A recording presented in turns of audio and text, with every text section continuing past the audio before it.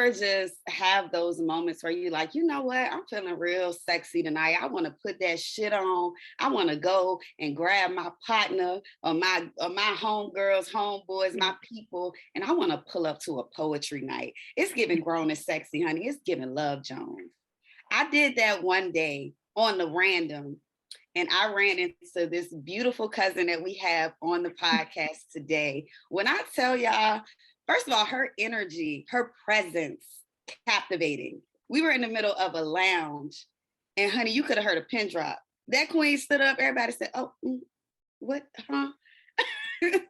And from the very minute that she began sharing her amazing artistry, her amazing wordplay, her diction, her tone, just her choice of wording, everything, myself included, the entire audience was just in love. And one thing I love about the DC area, because not only are we the brunch capital, chocolate city, just flowing with dope, pure Blackness, a tradition they do up here when a poet is killing it is they throw a pin. And in the middle of her performance, one of the most elegant, it was an elder that was there with her daughters. And for the oldest person in the room to throw a pin at you and get up out of their seat to come and hug you, y'all already know the type of vibes that she's bringing. So I am super excited today, y'all. We got Miss Grada Love on the Pure Blackness podcast. How you doing, girl? How's your energy today? Oh my gosh. I'm feeling good now. You know, whatever had happened today is gone. The way you just introduced me. Listen. Wow. Like now I'm remembering that moment, and it just lifted my spirit to just be like, whoa, that's purpose driven. Because I always, honestly, before I got up, I was scared.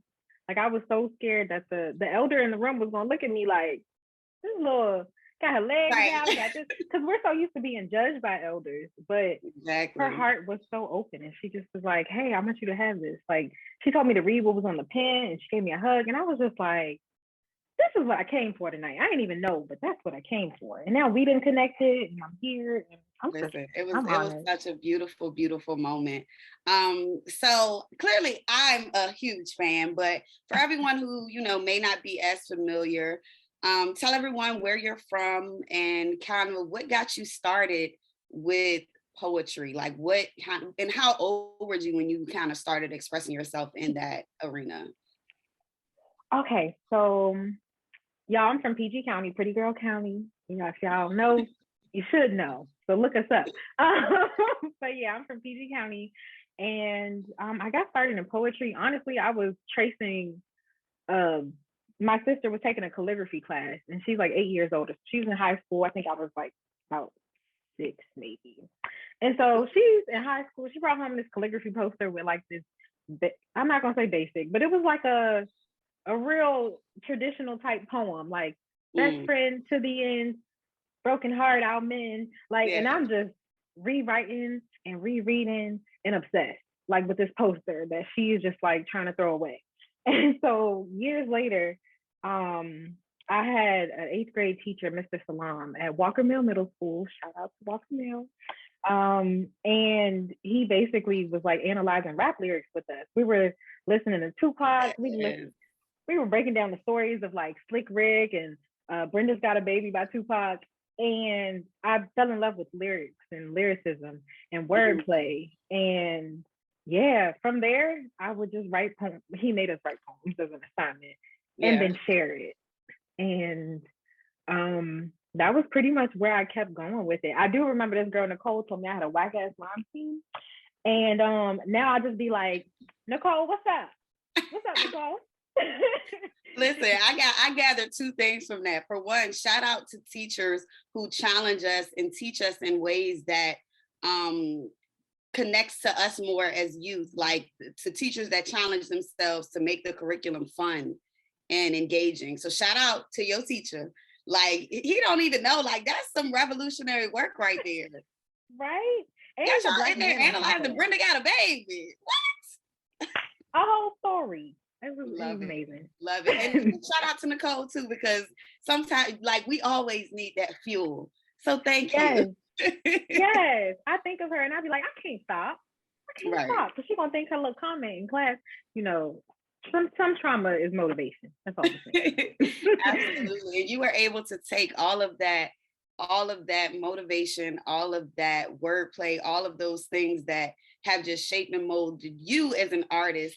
And you've gone on to turn not only are you a staple in the DC poetry scene, but you also have gone on to start your own podcast, as well as the DMV Renaissance Awards. So I definitely want to dive into both of those. So I guess I'll start with the podcast, podcaster love here. Yes. Yes. Always for a Black podcaster because Black voices need to be amplified. So just speak to how you got started with that. Okay. So I'm so glad you mentioned Black podcasters because that was the emphasis I wanted to focus on, specifically like people of color in our stories, because I felt like spirituality was being whitewashed. And I felt like there were ancient principles that white people were going on like Vice and all these platforms and speaking about. And I'm like, but were your ancestors doing it where you just feel like, and honestly, I still need to do a 23andMe, but that's beside the point. But no, girl, do African ancestry. They'll tell you more, and they Black owned, and they don't sell your information. This is why I'm here tonight. And okay, they don't sell your data afterwards after they give you your results. Well, that's beautiful. It's nice to know I'm not being exploited. You know. Girl, I want to be exploited or exploited. So listen, I'm here for it. Whatever. I'm a poet. I'm gonna make up a word today. But so I started the podcast. It was actually going to be a docu-series at first. It was going to be Marrying God in the Universe, because I would always write in my journal, Dear God in the Universe. And then I was like, why don't I just and then in my journal, I started switching over to Unigod, just because I was like, it's kind of like calling, instead of saying father, saying daddy, instead of saying mother, saying mommy or ma or mama. Like I made up my own name or term of endearment for my creator. And so it also was less wordy on the podcast to be like Marrying God in the Universe or Marrying the Unigod. And people are always like, what is that? And so we talk about spirituality. We talk about different spiritual paths because there's so much in it. So the first season alone, I learned so much. And I was just like, dang, people really out here doing this. Y'all be doing all that every day? Like, it's not crazy. What would you say is one of the biggest things that you learned while exploring this journey? I would say the importance of an ancestor altar. Because I had like and I feel like that was just something that was, sometimes I'm guided towards things, and I felt like that was like my next step. It was like, I know, like my grandma unconsciously had an altar before I like dove into the studying that, Listen, like because my mother's dresser was an altar. There it is. Yes. And we don't even realize these are just in us. It's just in us to do these things.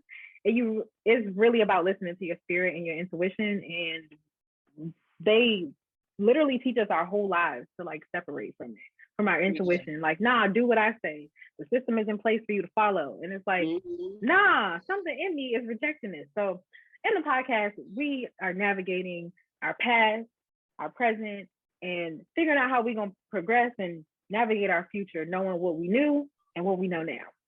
So that's pretty much what we'll be doing through a spiritual lens. Okay, I love it. And just with that, and I love that the focus of the podcast is, like you said, Black podcasters, it's people of color, because in addition to being told to ignore our intuition, a lot of us, especially us from the South, which even if we weren't raised in the South, a lot of our parents sometimes have those Southern roots. Where are you from? I didn't know you're from the South. Well, I consider where, like, even though I know some people say like Virginia's the fine line, like I'm from Virginia. I'm from a small town in Virginia named Charles City County, girl. We got maybe like stoplights and a food line, and everybody is a Baptist. Everybody is a Baptist church goer. And more than anything, what we have in my small little county is churches. churches and plantations, because it is a very historical site. Like it's so many plantations that people come to. They used to take us there for field trips because it's so much historic value there. But because of that, a lot of us are not really given that space to, well, in our upbringing, I'll say. I think a lot of us now are kind of challenging all of that, which I love that for us. But, you know, so many of us in our upbringing were kind of put into a box in terms of beliefs and how we do things. So as someone who's exploring that journey for people of color, for Black people, because you've heard so many different stories, what's just some words of encouragement that you would give people? Because I always like to just help people with that, because it's a tough struggle when it's like, this is what I've been raised in, but this is what I feel and this is what I want to pursue, like in terms of their spirituality. What's just something you would say to that? I would say two things. The first thing is, don't be afraid of the silence. Like it's so much noise every day. Like I know from experience, I'm always on YouTube, listening to podcasts. Shout out to Black Podcasts. Shout out to podcasting. But I'm always listening to something sometimes, or I'm always like binging a show or on the phone. And it's like, don't be afraid of the silence, because that's where you find like real messages. Like you'd be surprised what comes through in a meditation. Because you're silent and you actually hear what you've been telling yourself. You hear all these things, and it will always help you grow. And second, always remember that you can let go, and you can let go of something you've known. You can unlearn it, but you can't like go learn something. Like, okay, so let me explain. I feel like that's not coherent. What I'm trying to say is, you can always take the risk to learn something. And I feel like if it doesn't resonate with you, you can let it go. But it's not like, if you don't go seeking that information, you'll never know it. So you can always let go of something that doesn't resonate with you, but you may not have the opportunity before you die to go find that spiritual practice that resonates with you. So if it doesn't work, let it go. If it does, take it with you. I know that's right. Like, take what you need and child, drop what you don't. Leave what you don't. Yes. And leave the rest. I'm with it. I'm with it. I am here for it. And that's just, I love that you're doing that and helping people just kind of navigate through that journey. And then on the opposite side of what you do is giving people their flowers for the people who are diving into even further into their creativity and their artistry with the DMV Renaissance Awards. Like, that's something that's major for me. That's really why I started this podcast. Like, to me, I want to be the indie version of Drink Champs. I don't want to wait until, you up there and you on this station and that station. Like, no, I see you grinding now. And while you think nobody's watching, I'm watching. And I'm like, yo, I want you on my podcast. I want you to tell your story before you reach that. So when I even seen just the basis of what the Renaissance Awards was about, I was immediately just in awe and in love. So definitely speak to that. Like, how did you guys come to that name? How did you come up with this idea? Like, how did you guys birth this beautiful awards show that you do? I love that you connect with it like that, because that's what it's about. It's about giving you your flowers now, because people sometimes wait till you pop off or till you go to another city to give you your flowers, and like, oh, you're not from here, you got a little twang, so we gonna fuck with you. But like, the people who are at the home team with you, they should fuck with you too. So we started it because we were sitting at open mic one night, and one of our co-founders was like, these poets are so dope, we should have an award show. And it just happened to be perfect timing, because a few months earlier I was talking to another poetry friend. We say poetry friend, but we become homies. But like, we were talking, and I was just like, we should do like I'm thinking a little award ceremony where we like hand out certificates I make online, and we say like, oh, you like the Silent Cypher, so you can get the Silent Cypher Award, you can get this. So I'd already had my thing rolling. So she said that. Less than a week later, guess who got a Google Doc? I got a Google Doc ready. I'm thinking about marketing. I'm thinking about all these like I was like, when we gonna have a meeting? Like, what's up? And so from there, now I'm gonna tell you something. You probably, I don't know if you knew, but I paint, I draw, I paint, I also do visual art. So I have this painting that I dedicated on my 25th birthday to like all of the people in the DMV who helped me like come up, who gave me opportunities. Oh, And so I painted them as like a, yeah, you know. And so it's titled the DMV Renaissance because that's my Renaissance. Everybody's DMV Renaissance looks different. We yeah. have everything we need right here. Videographers, photographers, Yes. podcasters. You got whatever you need right here. So Yeah. yeah, so then I was kind of on the fence because I was like, that's a name that I don't know if I was going to use. But then I was like, you know what? It just sounds good. Like DMV Renaissance Awards. I like it. So we went with it. And literally, it's been brick by brick, one foot in front of the other, not knowing anything to knowing enough to put on the award show. So just learning and growing as we go, pretty much.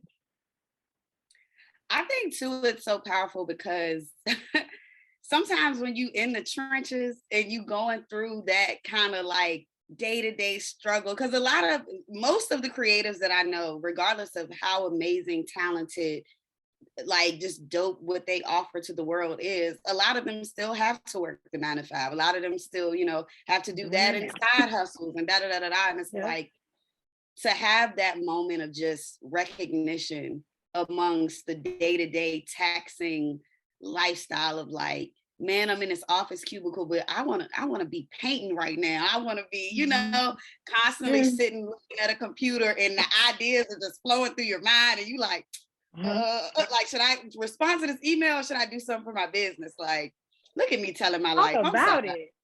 Talk That was getting a little too personal. My fault. That was me today. Like, that was me earlier. Like, understood. Listen, I get it.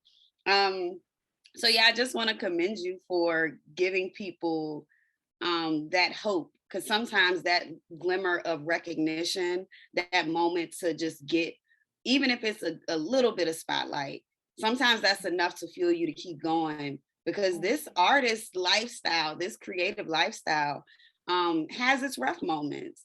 And I know that I can ask you this because you're transparent in your poetry, so I know you'll be transparent in your answer. What are some of the hardships that you've had to face in going through being the Grada Love? What is that? What are some things because I mean, I know there's Grada, but then I know like you have your life, your career and all of that. So it's like, what are some hardships that you've had to encounter while building your brand and your name and your podcast and the awards and your art and everything that you do? Oh, everything. I would say the biggest challenges are within. Like the biggest person in my way most days is me. It's lack of discipline, because although it's artistry and it seems very like flowery and people probably think it just comes to you. People who don't create might think, or don't create in this way, they might feel like, oh, a poem comes to you and you write it. And no, sometimes you don't write for months and you question, like during the pandemic, questioning if I'm even really a poet. Like, yeah, I had these shows, but like, what if I just stop? Like, what happens? And then remembering that place where I was crying in the closet trying to figure out my purpose, realizing, oh, like if I don't do this and I die, like I'm gonna meet my creator full of stuff that was supposed to be left for other people. And why am I trying to take it with me when I go? And so I think most times it's just me in my head, it's being afraid to put poetry out there. Like I put out a poetry video recently and it received a lot of like love. And I was like, that's right. People follow me for poetry. I have to put poetry out. Like, and just getting over that, because that's vulnerable. You don't know if it's going to get 10 likes or 30 or 300. You don't know what's going to happen. Yeah. You just got to put the art out. That's one thing. But I'll also say, I'm trying to figure out how I should word this, but sometimes you're going to deal with different personalities, and there are challenges with relationships. Sometimes in the world of art, everybody's so open and so transparent and so caring and supportive. So it tends to become like friends, like real friends. Mm-hmm. And then we try to make a business out of this art. And sometimes that comes with its own hardships. That comes with, some people, when we communicate with business, we communicate differently than we do when it's, saying, I loved your poem after the open mic. So just learning the different dynamics in business, because I do see myself as a businesswoman, and I have to recognize that I'm both an artist and a businesswoman and an employee. Let's not forget the 9 to 5. Yeah. Because these bills got to get paid. That's all. All the many, many different hats that you wear, which is even more exciting because now I want to know, what can we expect 5 years from now? Like when I click in and I'm like, what Grada up to? Like, what 5 years from now you could manifest the perfect situation or the things that you want to have for your brand, for your poetry, for the awards, for your podcast, just everything. What would that look like? Well, first of all, it looks like not working somebody's job. Like it looks like not working somebody's job. Okay. That is like a big goal. And I'm like, literally, I watch so many business YouTube channels. I'm trying to figure out how I can invest and save and like all these things, because I want my time, and I want my time to be dedicated to my creativity. So it looks like waking up and picking what I do in my day. It looks like, okay, Tuesdays I work on the podcast. Maybe Thursdays and Fridays I go to the D&B Renaissance Awards office space and we work on planning, and we, we're collaborating. We got a team. We have a team. Let's talk about a team. It looks like having a baby or two, Okay, maybe not, I don't know where I'll be with two, but I want to, I want to get married. I want to have a baby. I'm a Cancer, so I like my little traditional ideas. It looks like owning a home and just being creative in my everyday life. I'm also going back to school to become an art therapist. So, working on art therapy workshops. Yeah. But yeah, just trying to make all the dreams come true and not leave empty. That's a big thing for me, because I don't like feeling like I'm not doing what I'm supposed to do. It just feels like a slap in the face to my creator. Why would you give me this if if I'm not doing anything with it? Because then I'm gonna sit stagnant. It's like overloading with something and you just sitting with it. Like you got sticky notes all over you, just falling over, and you ain't gonna put them nowhere. Nah, I feel that. Because I think that's even a quote from, like, I heard this from my grandmother, so it might be somewhere in the Bible, honestly, but don't ask me which one, because I'm not that girl. You have to know yourself. I'm not that girl to be able to quote it back to you. But my grandmother it used to be something like, I want to stand before God and say, I've used everything you've given me. Right. I'm paraphrasing the hell out of that, but it's something like that. Oh my God, I hope she don't listen to this. She is gonna get on my head. You hear me? Well, they be saying something along the lines of like, they want God to say, well done. I've heard that. Yes, that's it. That's it? Okay, yeah, that's what I was saying. That's it, that one. Oh, that's so funny. Well, I know that with everything you're doing right now, just the foundation that you're building for yourself, for your brand, and for those around you as well. I'm a firm believer in energy, and the amazing energy that you're putting out into this universe is only going to be reflected back to you tenfold. So, girl, I look forward to it. Them kids is going to be so beautiful, girl. Your house going to be so nice, honey. You just going to be getting up, writing poetry and just sipping smoothies, girl. I had a smoothie today. How do you know me? You know me. It's like, girl, we are here. It's here, cousin. It's here. So I do love that you spoke to family, having a family in that as well. Because it is hard too to balance it with having business, being creative, with dating. Sometimes they might not get it. Like, no, I can't go out tonight. I have a 7 o'clock podcast recording. Like, no. I sure had to tell my boo that. I sure did. I love it. So for some people, those kind of things are detrimental. It's like, it's a lot for them to balance. It's a lot for them to navigate through.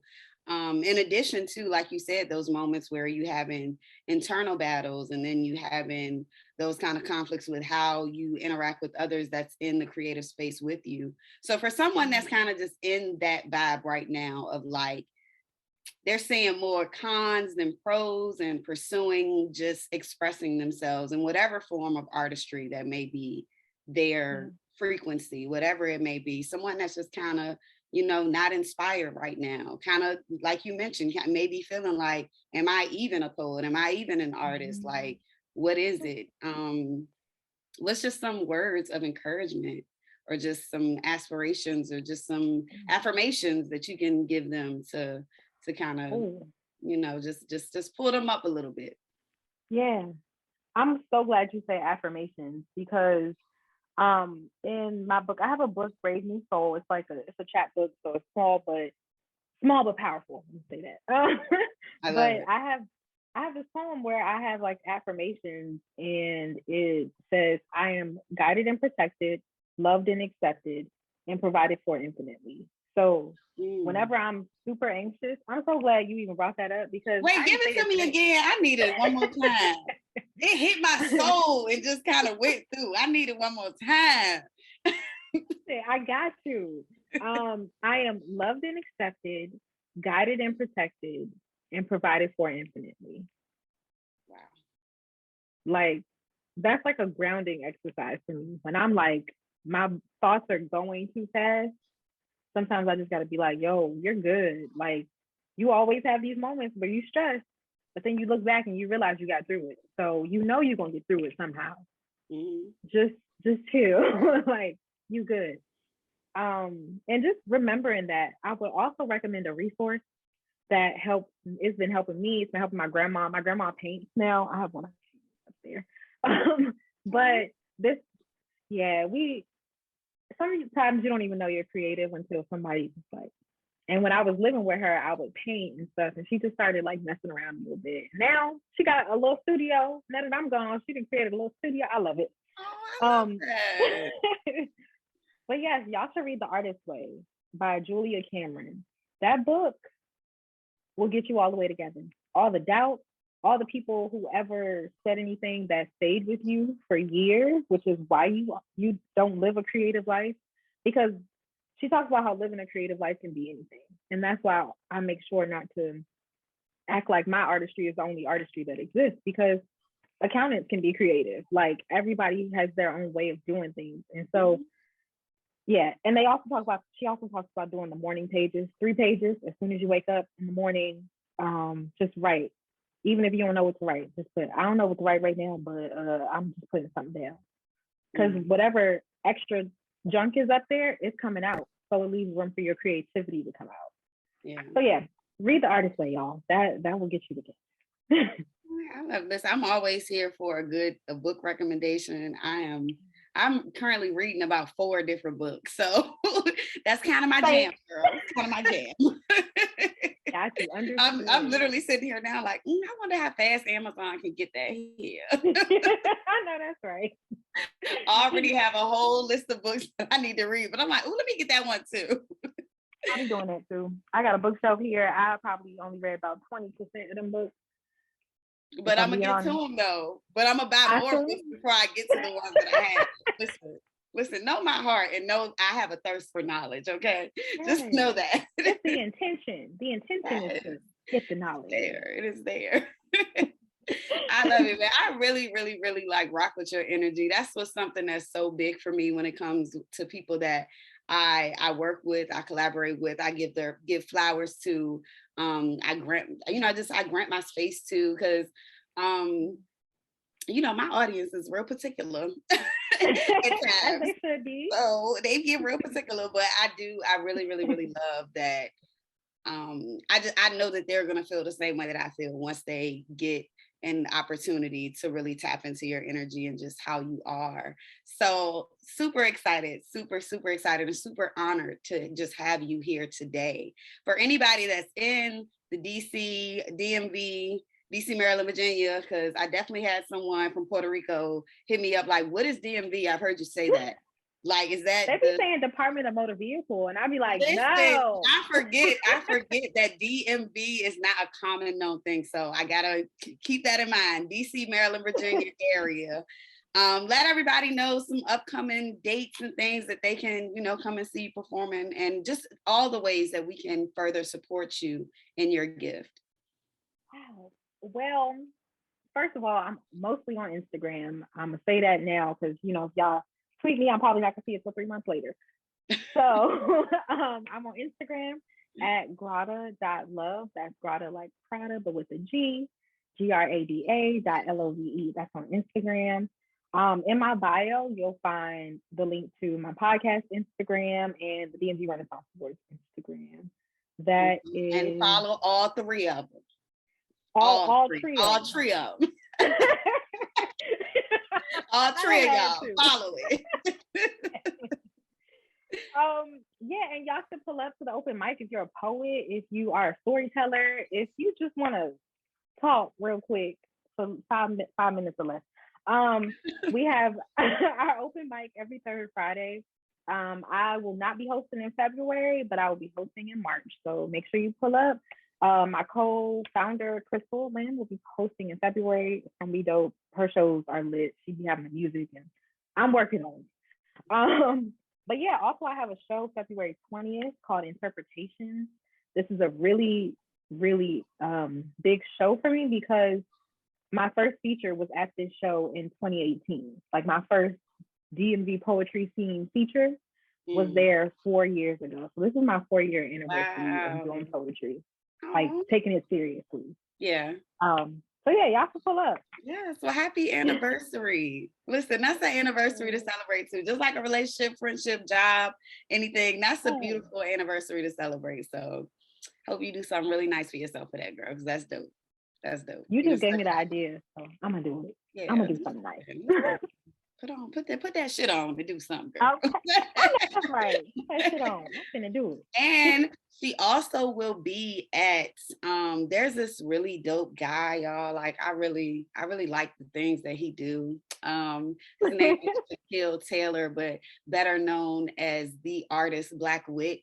And he is an artist in his own right, but he wanted to do very similar to what Grada does with the Renaissance Awards. He wants to also open that space to give people their flowers and their moment to shine for visual artists. So painters, sculptors, I mean, any type of physical art that you create, he gives people that space to like really have their own art show. It's so many artists out here that's been grinding for years, painting, I mean, making people's logos, doing everything, but they've never had a moment where it's like, this is me and this is what I do. And he created that space for artists. And it's so dope because February 12th, he's having a all woman, it's all women, all Black women, all Black women vendors, Black woman bartenders, Black woman artists, Black women clothing and apparel. It's all of that. And of course, Black women artists who are going to have canvases for sale. They'll have prints for sale. And the amazing Grada Love will be present to bless us with her beautiful poetry. So if y'all can come out, that's on the 12th. But like she said, if not, she has the open mics. And then she also has the event on the 20th. But if you are not in the DC, Maryland, Virginia area, definitely make sure that you follow and just support her online. Check out her podcast. You will not regret it. It is so fulfilling. You will definitely leave learning something, which is always a dope thing for me. To just be learning stuff from other Black people. It's so much that we don't know because we ain't talking. So get into it, y'all. Get into it. That part. Get into everything that she has going on. Before I let you go, though, of course, this is the Pure Blackness podcast. So, of course, I got to know something I ask all my guests. Something I need to know. What is your favorite moment in Blackness? This could be something that you've done, something you've seen, something you've experienced, but just that moment where you saw it or you felt it and was like, man, that's Black as fuck and I love it. What was that moment? You know what's crazy? They say that moment where your light flashed before your eyes. I was like, oh, Black. What happened? Because I've been Black a long time. Oh, but I remember. Okay, so my last job that I love, I worked for a community college and I worked in a high school helping high schoolers transition to college and like take college classes while they're in high school. Mhm. And so even though I was there for academic reasons, of course we would always have like the talent shows and the like just different things. Specifically, there was a moment where I like pretty much was about I probably cried a little bit because I'm a crybaby, can't stop crying. But the students, the band and everybody was walking through the hallway and they doing the drum line and everything. They got Mm. everybody walking through the hallways like a big parade. It was at Flowers High School. And in that moment, it just was like, because in a high school, you see a lot. You see fights, you see people, you see kids going through different things, coming in your office to talk to you about it. You see all types of stuff. Mhm. So to see that moment where all of them were just unified, it reminded me of like a HBCU experience, but in high school. Yeah. And I didn't go to a HBCU, so I didn't get that, but I went to my friend's HBCU.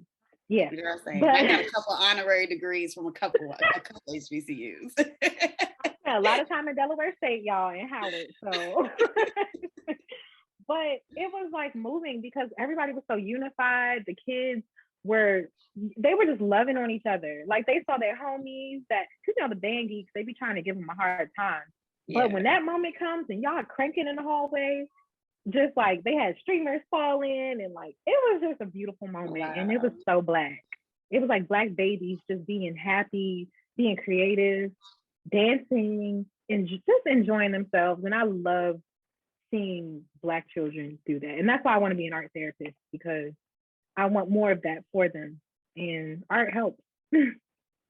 Absolutely, absolutely. And because I do want you to get into that just a little bit, because I don't even know if everyone even knows how kind of art therapy works.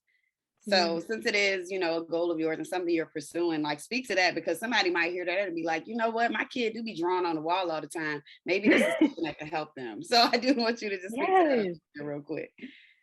Yeah, that's real because I think everybody needs an outlet. And for Mhm. some people, just talking it works, but sometimes you need a component that goes along with it.